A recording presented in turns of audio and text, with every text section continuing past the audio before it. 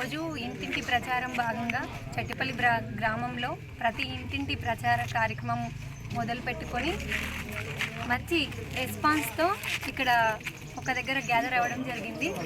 బడుగు బలహీన వర్గాల వ్యక్తి అయిన మన నీలం మదన్న వ్యక్తిత్వంగా చూసిన తన కోటా కింద చూసిన ఒక బలహీన బీసీ బిడ్డ అయిన బలహీన వర్గంలోకి వెళ్ళి రేవంత్ రెడ్డి టికెట్ ఇవ్వడం జరిగింది. ఆ వ్యక్తిని మనం ఎట్టి పరిస్థితిలో గెలిపించుకొని మన పార్లమెంటుకు పంపించుకొని మన సమస్యలన్నీ పరిష్కరించుకోవాల్సిందిగా కోరుతున్నాను. మన మదన్న గెలవాలంటే మనం అందరము మంచి సహకారం ఇవ్వాలి. వెల్దుర్తి మండలం నుంచి మంచి మెజార్టీ ఇచ్చి ఆయన గెలుపొందించుకోవాలి. గత 10 సంవత్సరాలుగా చేయలేని అభివృద్ధి 100 రోజులలో మొదలయ్యింది. మార్పు అనేది మొదలయ్యింది. మార్పు ఒకేసారి రాదండి.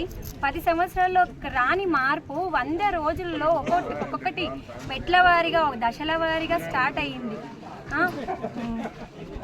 ఒక్కొక్క పథకాన్ని మన సోనియం ఇచ్చిన 6 గ్యారంటీలలో ఒక్కొక్క పథకాన్ని నెమ్మదిగా అమలు పరుస్తూ ప్రతి ఒక్కరికి చేరేలా మన రేవంత్ రెడ్డి చేస్తున్నారు. ఇంకా రైతులకు రుణమాఫీ ఆగస్టు 15 లోపు చేస్తా అని చెప్తున్నారు. ఖచ్చితంగా జరుగుతుంది. అది మన సామాన్యులం బాగుపడాలి అంటే కాంగ్రెస్ కోటేయాలి. కాంగ్రెస్ కోటేసి మనం అదనను గెలిపించుకొని అభివృద్ధి పథకాలను ముందుకు జరిపించుకుంటూ పోవాలి. జై కాంగ్రెస్.